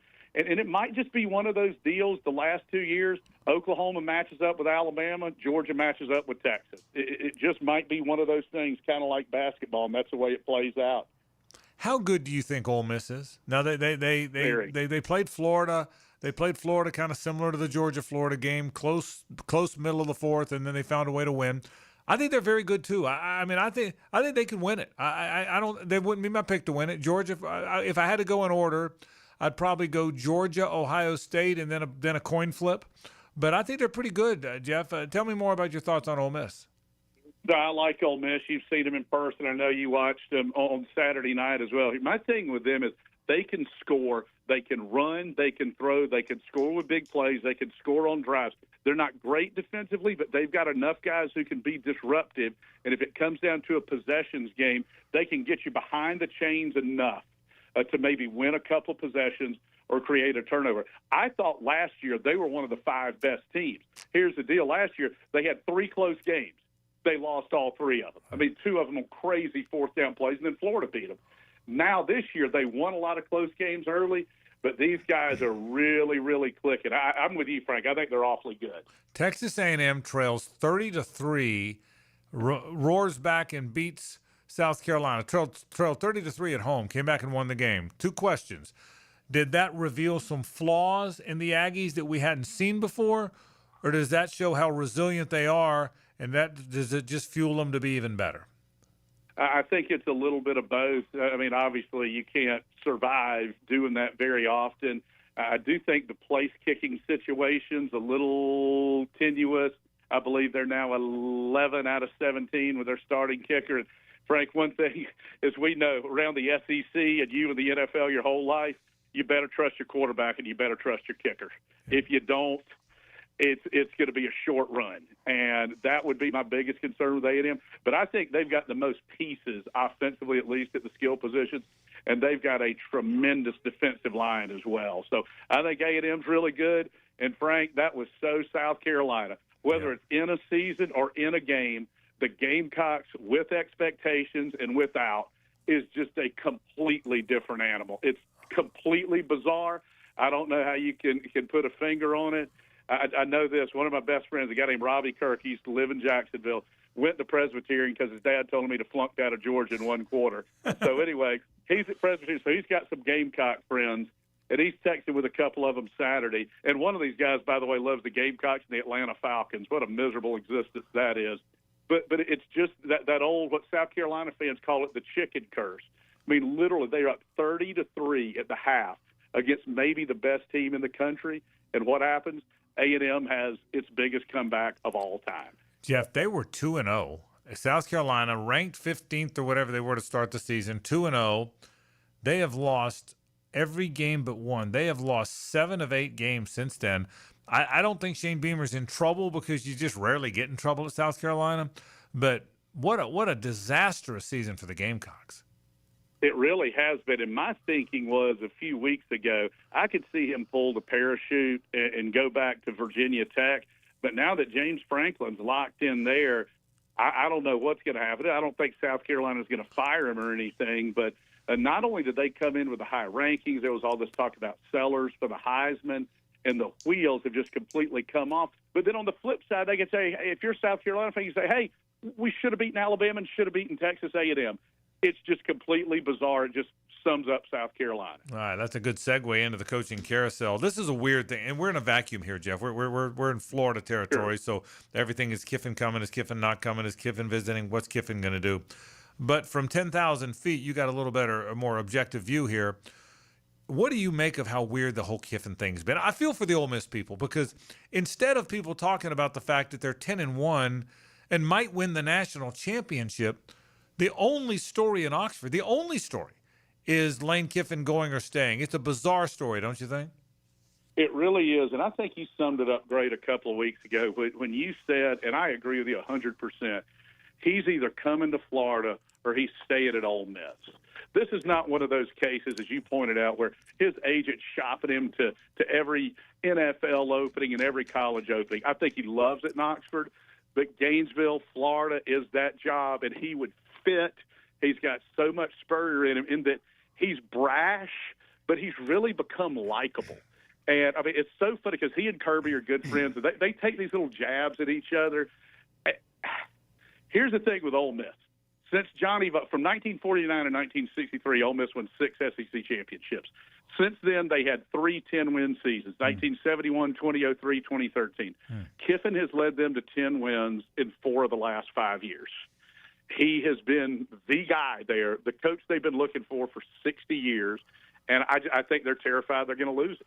Yeah, they fired David Cutcliffe 1 year removed from one of those 10-win seasons, by the way. Mm-hmm. I remember that very, very clearly. Final question. So all these job openings, Arkansas's open, Auburn's open, LSU's open, Florida's open.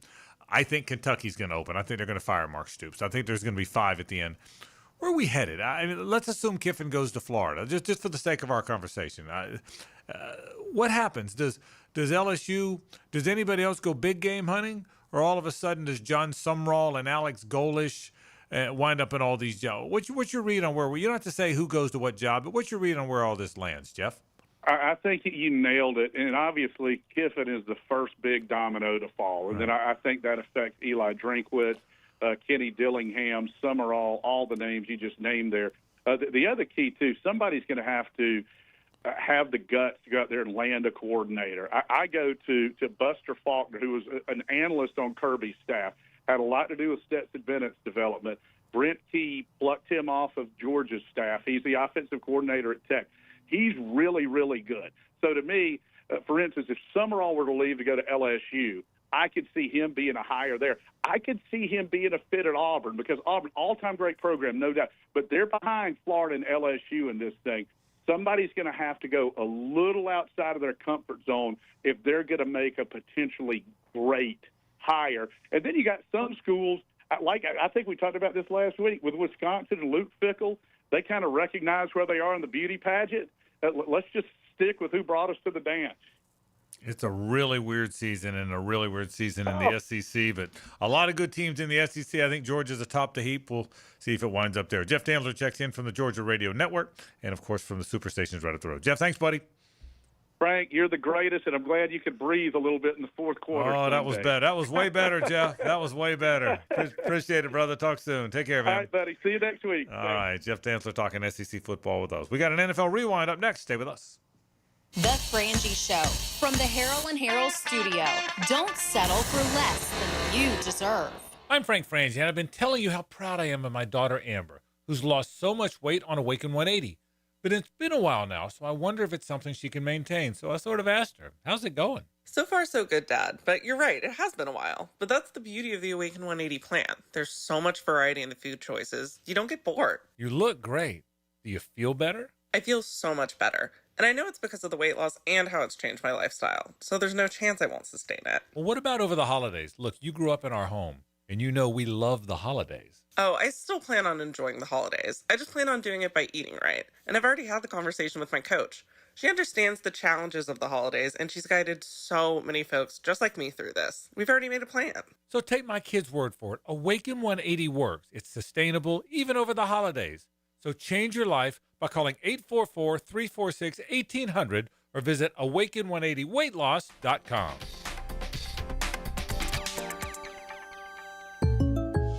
Welcome to the Bundle event. Entering now our undisputed tag team champions, the mid-size SUV and the mid-century modern. Together with a State Farm agent, this auto and home duo are a powerful force of savings, service, and customizable coverage. Now, let's get ready to bundle. Call State Farm agent Michael Nickus in Jacksonville at 904-777-6888. Availability and amount of discounts and savings vary by state. When you're a little kid on the playground, they tell you don't hit back. Well, the courtroom isn't a playground. And if you've suffered an injury or death in your family, I'm here to tell you it's okay to hit back and fight to make them pay. I'm attorney Brett Hastings, and at Hastings Injury Law, we understand all the pain and emotion that comes with being wrong. And we've dedicated our lives to making things right for people like you. So if you get hit back with Hastings Injury Law. Offices, Jacksonville. When all you have is a hammer, everything is a nail. I'm Dr. George Bari, and like me, I know you have been bombarded with PRP and stem cell treatments from companies that promise the world and charge prices to match.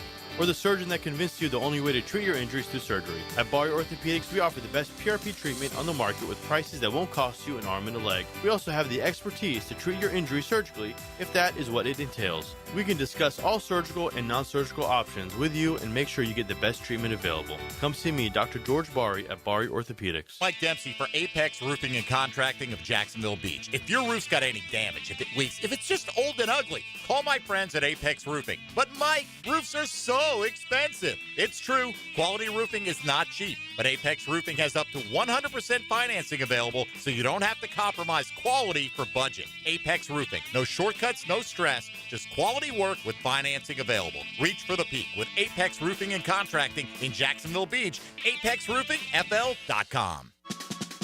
Are you ready to upgrade your windows or patio doors? It's the Black Friday sales event going on now at Renewal by Andersen.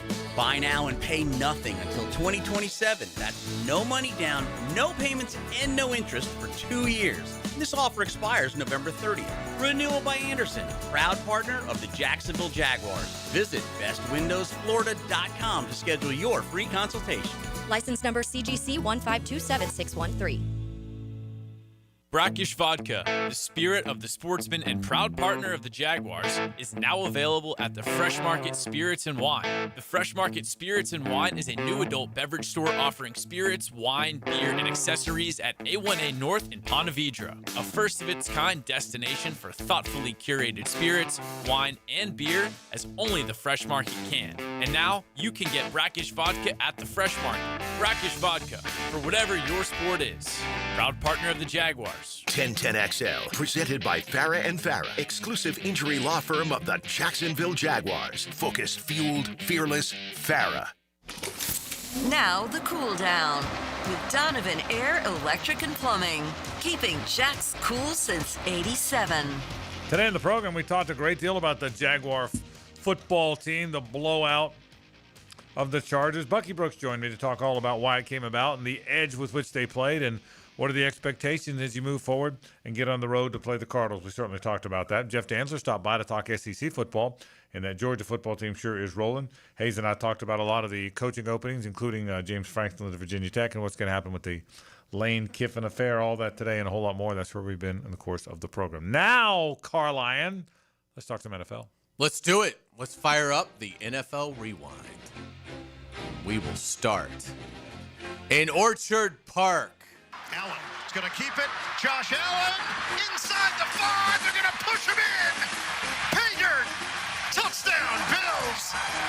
Josh Allen making a bold case to defend his MVP crown, accounting for 6 touchdowns in Buffalo's 44-32 win over Tampa Bay.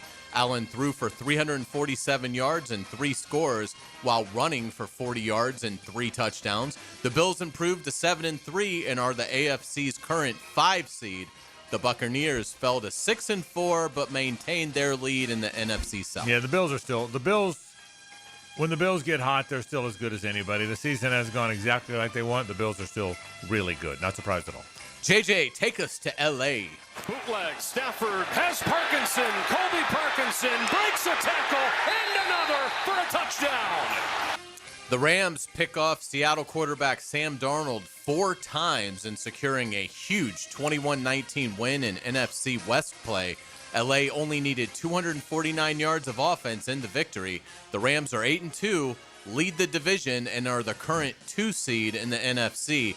The Seahawks fell to 7-3 and are the 5 seed as of now. The Seahawks are very good. Both those teams are very good. The Rams are legit for sure. But boy, when Sam Darnold goes bad, he goes bad, doesn't he? I mean, he as good as he is. We saw it here last year when he played for Minnesota.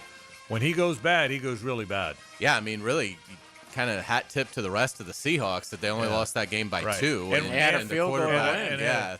Through 4 picks. And I got to tell you, we know what a strong leg Jason Myers has. I thought he was going to make the 61-yarder.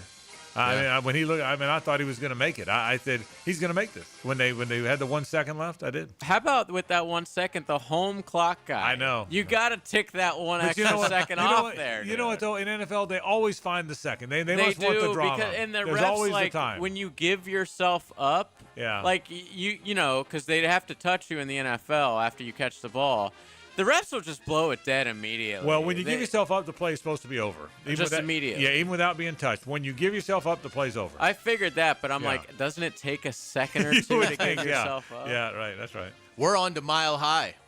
Barely beat the play clock. Here comes the blitz, and they got him back at the 14. It's McMillan for the second time in this game. He's already made 4 today. Lutz in the clutch, and the Broncos have won it. Denver kicker Will Lutz connects on a walk-off 35-yard field goal as the Broncos take command of the AFC West with a 22-19 win over Kansas City. Denver's young quarterback Bo Nix outdueled Patrick Mahomes. Nix threw for 295 yards, and the Broncos did not turn the ball over. The Broncos are 9-2, the top seed in the AFC. The Chiefs fell to 5-5 and are out of the playoffs as of now. We talked about how odd it is to see the Chiefs 5-5. Similarly odd to see the Broncos this good. I never saw this one coming. Let's get it to Philly. And Hurts surfs over the top and is in for the touchdown. Officially. We expected offensive fireworks, but a defensive battle ensued with the Eagles getting a 16-9 win over the Lions. Philadelphia averaged a putrid 3.9 yards per offensive play, but the defense was sensational throughout. Lions quarterback Jared Goff only completed 14 of 37 passes. The Eagles are the NFC's current 1 seed at 8-2. Detroit has work to do as well. They're 6-4. They are not currently in the playoff field. So Chiefs, Lions in the middle of November are on the outside looking in. The Lions are 6-4 and in 3rd place in their division. Just a very good division. And you know what the Eagles are? They're the most physical team in the NFL. Whatever they may not be, the A.J. Brown drama, the up and down for Hurts, you know what they are, Hayes? They're the most physical team in the league. Without a doubt. Let's head to Atlanta. And Bryce Young rips it this side. It's caught by Tremble, who turns upfield. Tremble breaks away. Tommy Tremble inside the 15. That is a nasty catch and run from 28. And Carolina has won. The Falcons built a 21-7 lead on Carolina, but couldn't hold it as the Panthers rally for a 30-27 overtime win as Ryan Fitzgerald hits a 28-yard field goal to end the game. Carolina quarterback Bryce Young threw for 448 yards and 3 touchdowns. His favorite target was receiver Tedero McMillan as the rookie caught 8 passes for 130 yards and 2 touchdowns. The Panthers are 6-5, while the Falcons season basically ended as they fell to 3-7. The Panthers being over 500 is shocking. And we saw McMillan here on opening day. Boy, he's a good player. Big, physical. I mean, he looks like he's got that Megatron, big, physical T.O. look to him. I'm not saying he's good as those guys, but he's got that play right out of the gate, doesn't he? That's a big man who can lumber down the field. He's a good player. Remember people in the draft process didn't like that he said he didn't watch film as like a sophomore. and didn't want to run the 40. Remember that? Yeah. So he's I a good think they're player. over that. I think they're over that as well. We will close things out in Vegas. Prescott able to step into it. It's got Pickens. Good move. Nice cutback and a touchdown. The Cowboys shine on Monday Night Football, cruising past the Raiders 33-16. Dallas quarterback Dak Prescott threw 4 touchdowns to 4 different receivers. The Cowboys are 4-5-1, while the Raiders dropped to 2-8. Yeah, the Cowboys are just, the Raiders aren't very good. The Cowboys, it just doesn't feel right that they're this irrelevant again, doesn't it? Interesting stuff. All right, well done as always with the rewind. That is the NFL Rewind. Hayes brings it to you all the time. Let's talk another kind of football. You got any other kind of? Give me a different kind of football tickets to give away. Yes. There, JJ. Football. See what I did there? Football. I love that. Okay. Yes, I have a family 4-pack of tickets for this weekend, November 22nd, 7:30 at Hodges Stadium to see Sporting Jacks play Fort Lauderdale United. So, be caller number 4 right now. And you're going to watch a little soccer. You'll have a good time. We'll take a break. Wrap the program after this. It's the ride home with the Frangie Show from the Harrell and Harrell studio. Don't settle for less than you deserve. This is Brent Musburger's Visa in Action update on 1010XL, brought to you by Duck Duck Rooter Plumbing, Septic, and Air Conditioning. When you're stuck, call the Duck. Proud partner of the Jacksonville Jaguars. Tonight, the College Football Playoff Committee rankings will be released. Ohio State plus 185 to win the national championship. Indiana also unbeaten on the year at plus 450. Texas A&M is at plus 800. Georgia is plus 850. Notre Dame plus 1100 to win the title. And Alabama and Oregon are both plus 1400.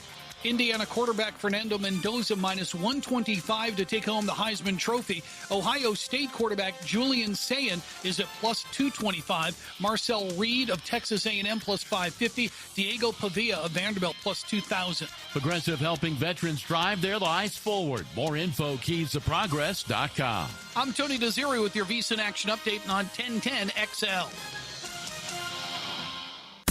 Just when you thought we couldn't bring you more, Keon Atlantic is here with a brand new store. We have the same great team to treat you well, with new savings during our grand opening sale. Keon Atlantic is here with the new store. Shop our best offers and largest selection yet. Save big during our grand opening sale. Is there something for everyone on our lot? You bet. If you're ready to experience something new, the all-new Keon Atlantic is ready for you. Your perfect ride is a visit away. Online at KeonAtlantic.com. Keon Atlantic, your coastal Kia connection. I'm Holt Harrell with Harrell & Harrell. Choosing a law firm after an accident is an important decision. With so many messages, we know it can all sound the same. At Harrell & Harrell, we believe what sets us apart is our commitment to you. We'll help you find doctors to get you better, and we'll work hard to maximize any recovery. Visit our website and look at our reviews to see how we've helped people just like you make this important decision. Harrell & Harrell. Offices, Jacksonville. Rick Ballou here with a congratulations for John's Auto. They've been in business in Jacksonville for 40 years. That's right, going all the way back to 1985. Right now, they'd like to thank each and every one of you who's ever gotten their vehicle serviced at John's Auto. So, car, truck, or diesel, all makes, all models, whether it's a routine maintenance or a complete engine overhaul, go to John's Auto on Arlington Road, JohnAutomotiveJacks.com. Lauren Brooks here for Terminix.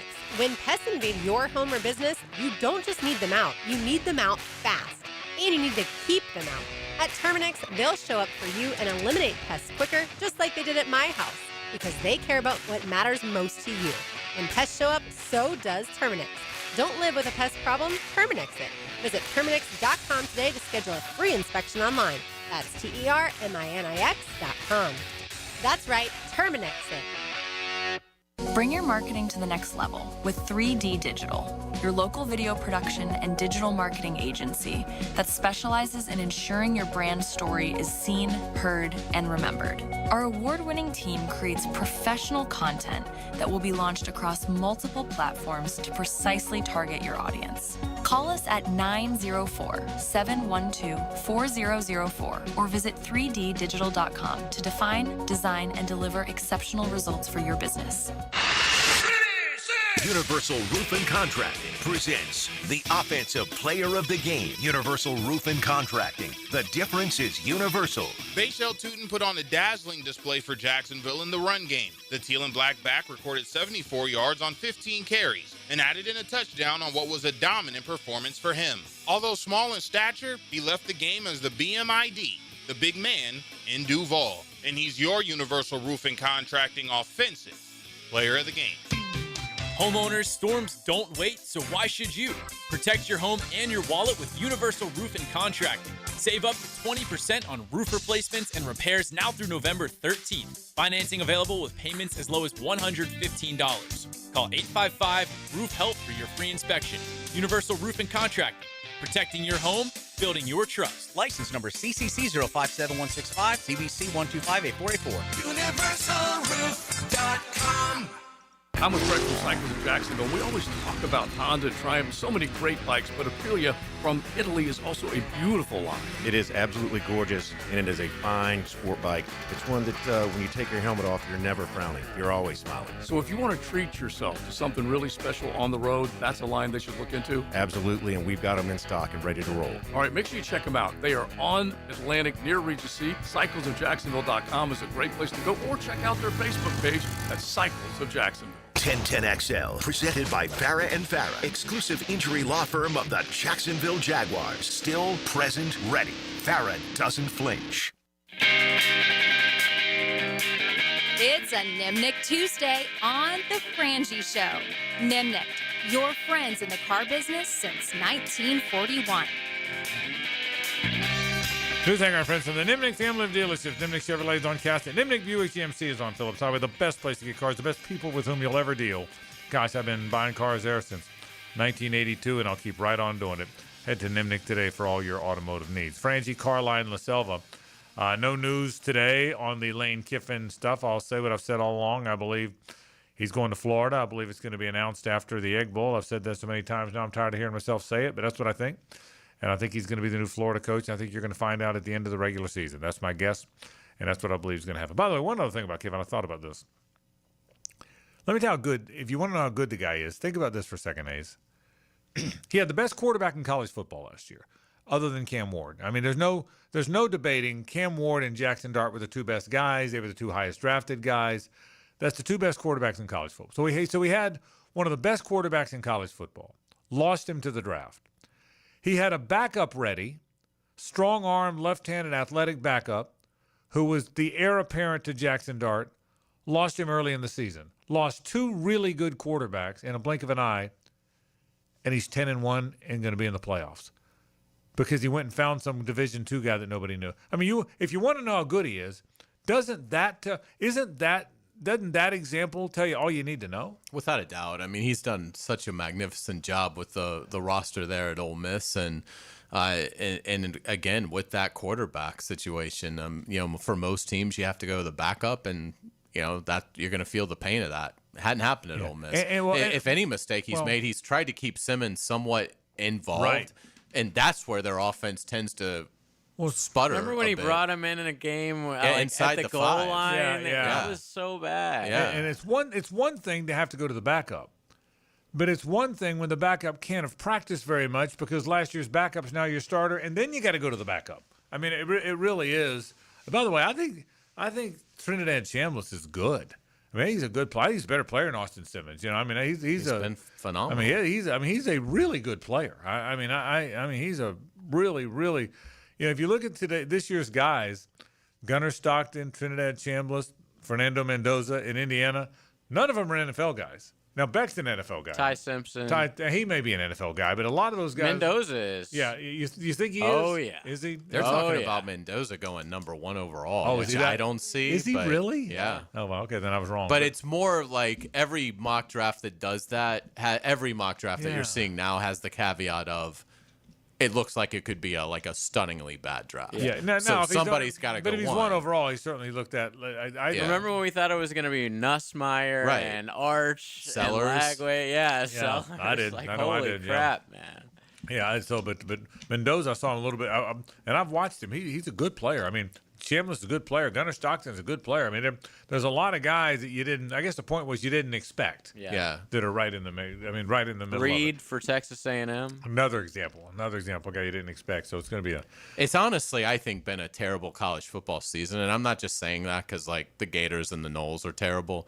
Like it just doesn't feel like there's been like the Heisman race. Like it just doesn't feel all that compelling. Like Ohio State hasn't played anyone. Like Julian saying might be good, but they don't play anybody. It just doesn't feel. I don't mean to like. I love the sport, but it just doesn't feel like it's been that great. Well, and it could this. change. There's some weeks left, but it just doesn't feel like it's been that great of a college season. I will say this: as much as I hate it because I wanted the playoff to be 8, 12, 16, the one thing people warned was once you don't have just 2 teams or 4 teams and the regular season isn't as critical, you won't pay as close attention to it. There's probably some truth to that. You can lose games and it doesn't matter. And for that reason, the games don't seem as tragic and we don't talk about them as much. I mean, in fairness, that's really what's going on. They're going to put Notre Dame in over Miami with the same record after Miami beat them. Yeah. Like, it does look think that way. about what that means to the sport, man, if that happens.